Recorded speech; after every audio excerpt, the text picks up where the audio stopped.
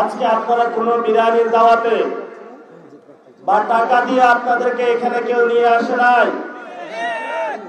আপনারা এখানে উপস্থিত হয়েছেন, পথে অনেক সন্ত্রাসী ওঁত পেতেছিল, আমরা জীবনের রিস্ক নিয়ে এখানে উপস্থিত হয়েছি।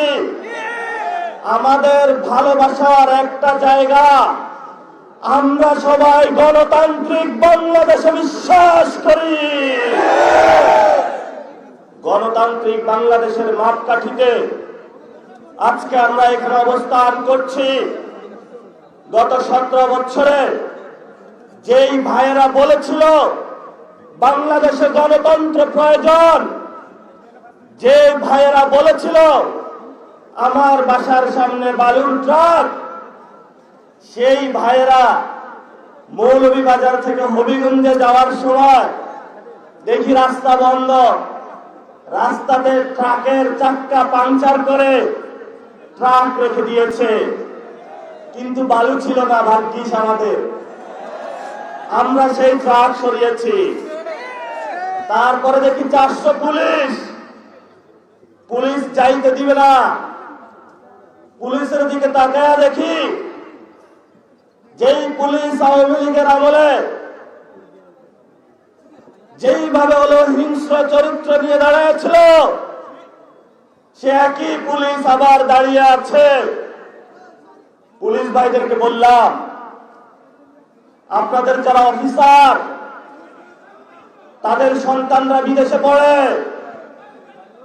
রাতে স্থানীয় যারা এমপি, তাদের সাথে মাদকের ব্যবসা করে, সন্ত্রাস করে, দুর্নীতি করে, যারা পুলিশের সাধারণ সদস্য, তাদের সাথে আমাদের কোনো প্রবলেম নাই।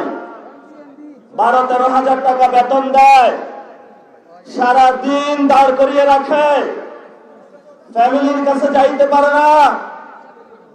তাদেরকে আমাদের উপরে লেলিয়ে দেওয়া হয়েছিল।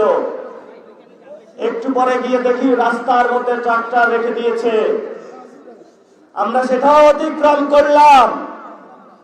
এরপরে গিয়ে দেখি 500 পুলিশ পুরো রাস্তা ঘেরাও করে রেখেছে। তারপরে বিবিএম, তারপরে বিজেপি, তারপরে ছাত্র দলের গুন্ডা সন্ত্রাসী, যাদের সবার হাতে অস্ত্র এবং দা কুড়াল ছিল। ডান দিকে তাকাইলাম, সেখানেও দেখি তাদের হাতে অস্ত্র। বাম দিকে তাকাইলাম, সেখানেও দেখি অস্ত্র। চিন্তা করলাম, এ বাহিনী বাংলাদেশে আবার কোথা থেকে আবিষ্কৃত হলো? দা বাহিনী, কুড়াল বাহিনী।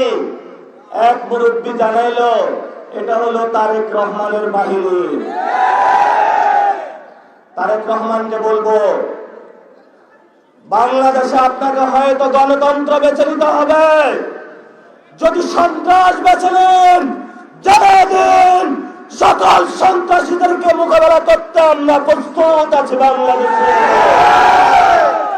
প্রিয় সিলেটবাসী,